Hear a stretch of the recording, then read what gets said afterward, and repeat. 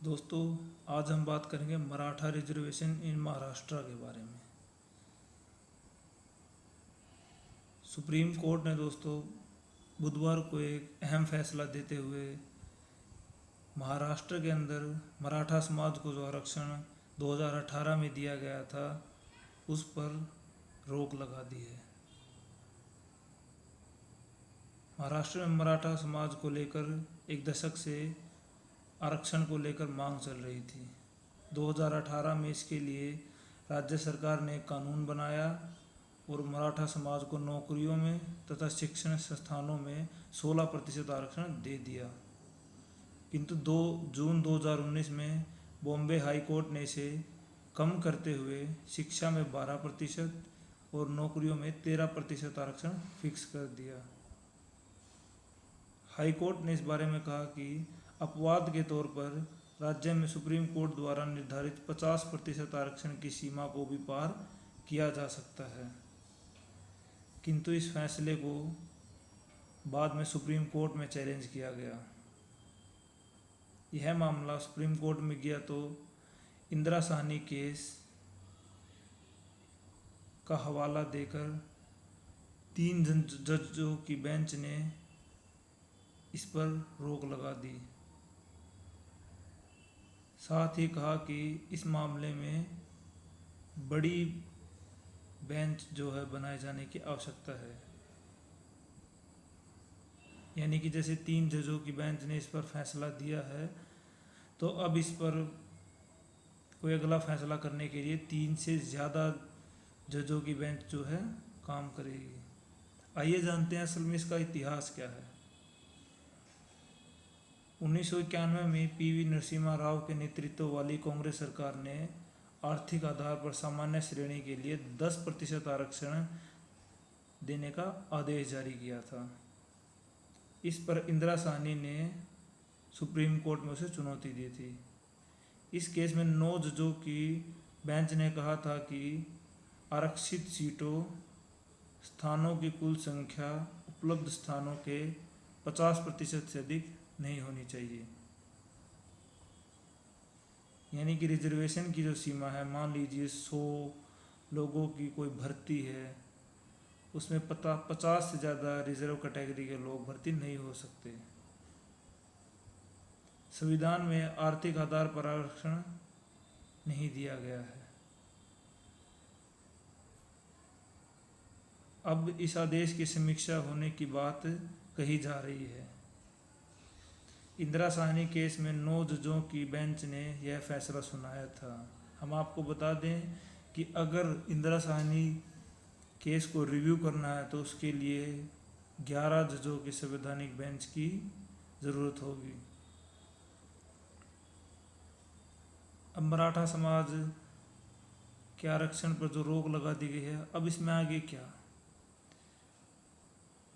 L Nageshwar Rao, न्यायमूर्ति हेमंत गुप्ता एवं S Ravinder Bhatt की पीठ ने इस मामले में बड़ी बेंच को सौंप दिया था। अब सीनियर न्यायाधीश जो हैं एएस बोबड़े आगे कोई बेंच बनाएंगे जो यह बेंच मराठा आरक्षण के बारे में आगे का फैसला लेगी। 2020-21 में मराठा आरक्षण लागू नहीं होगा।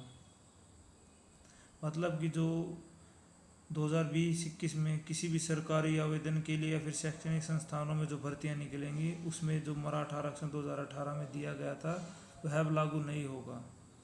किंतु सुप्रीम कोर्ट ने एक और वर्डिक्ट दिया है कि जो 2018 से 2020 के बीच में जिन लोगों को भी आरक्षण का फ़ायदा मिला है वह उनसे नहीं छीना जाएगा, उसमें कटौती नहीं की जाएगी।